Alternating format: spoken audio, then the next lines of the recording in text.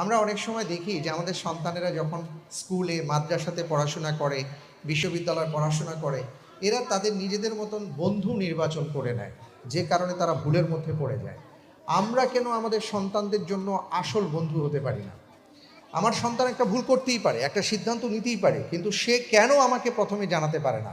কেন তার মাকে বলতে পারে না যে মা আমি এই কাজটা করতে যাচ্ছি বা করতে চাই বা করে ফেলেছি? অথবা বাবাকে কেন সে বলতে পারে না? এই বিশ্বাস আমাদের অর্জন করতে হবে। অনেক সময় সন্তান মনে করে যে ভয়ের ব্যাপারগুলো মা বাবাকে বলা যাবে না। কোনো অপরাধ করে ফেলেছি, এটা মা বাবাকে বলা যাবে না। কোনো সিদ্ধান্ত নিতে যাচ্ছি, এটা মা বাবাকে বলা যাবে না, এটা বন্ধুদেরকে বলবো।